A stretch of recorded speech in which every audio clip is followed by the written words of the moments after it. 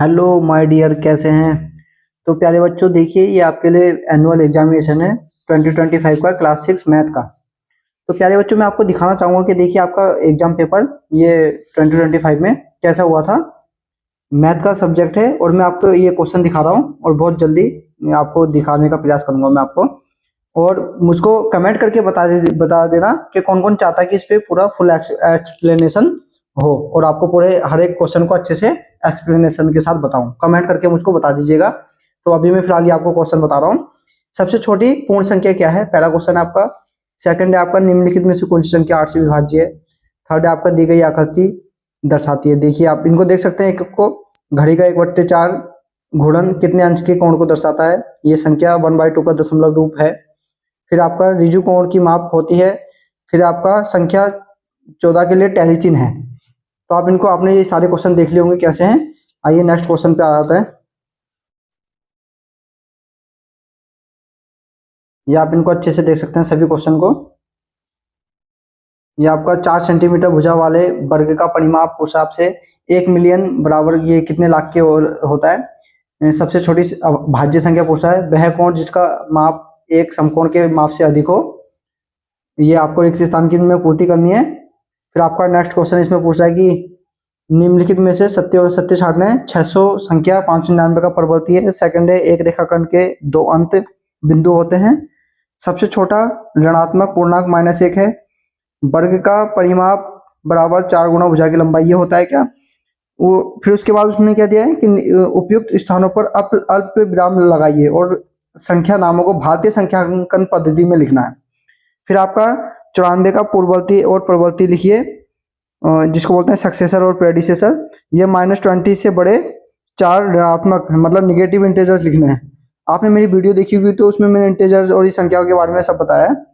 फिर ये आपका 2 होल मतलब 2 सही 4/5 एंड 3 होल 5/6, 3 सही 5/6 को जोड़िए। दशमलव का प्रयोग कर मीटर में व्यक्त कीजिए। ये आप देख सकते हैं, इस प्रकार के क्वेश्चन आपके एग्जाम में पूछे गए हैं। नेक्स्ट है आपका ये 30 और 42 का अच्छी मतलब मासा फाइंड करना है आपको, आपने ज्ञात करना है। फिर 6:4 6:4 के 2 तुल्य अनुपात ज्ञात करना है। और ये इसका मान ज्ञात करवाना आपसे। ये काफी बड़ी संख्या -9 +4 प्लस ब्रैकेट में -6 प्लस ब्रैकेट में +3 का मान ज्ञात करा रहा है आपसे। फिर 6, 8 और 12 से विभाजित 3 अंकों की सबसे छोटी संख्या ज्ञात कीजिए करा रहा है। फिर संलग्न आकृति का प्रयोग करके निम्न के नाम लिखिए, ये आपसे करवा रहा है। फिर एक आयत का क्षेत्रफल ज्ञात कीजिए जिसकी लंबाई चौड़ाई ये 12 सेंटीमीटर 4 सेंटीमीटर है। इसका हल निकालना है। फिर ऋजुकोण समकोण न्यूनकोण आपसे करवा रहा है। फिर आपसे पूछा एक पेटी में 50 आम है, आप पेटियों की संख्या के पदों में आमों की कुल संख्या को किस प्रकार लिखेंगे, ये करा रहा है आपसे। सेकंड आपका टीना के पास 20 मीटर 5 सेंटीमीटर कपड़ा लंबा कपड़ा है। उनमें से उसने एक पर्दा बनाने के लिए 4 मीटर 50 सेंटीमीटर कपड़ा काट लिया और टीना के पास अब कितना का लंबा कपड़ा बचा है। ये आपका 18वां क्वेश्चन हो गया।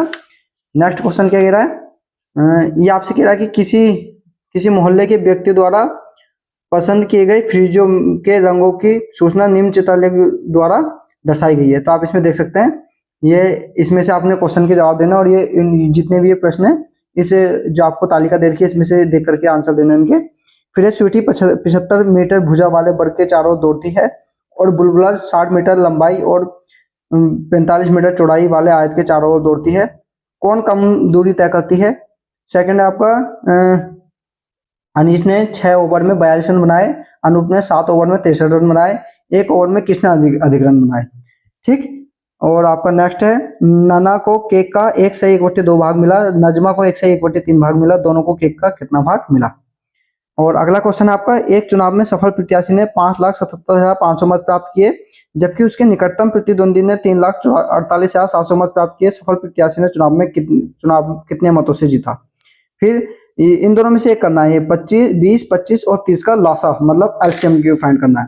तो प्यारे बच्चों, ये आपका क्वेश्चन पेपर है और जिसको इसका फुल एक्सप्लेनेशन चाहिए आप मुझे कमेंट करके बताइएगा कि कितने बच्चे चाहते हैं इसका एक्सप्लेनेशन दिया जाए। ठीक है, तो प्यारे बच्चों कमेंट करके बताइएगा। मिलते हैं आपसे नेक्स्ट वीडियो में।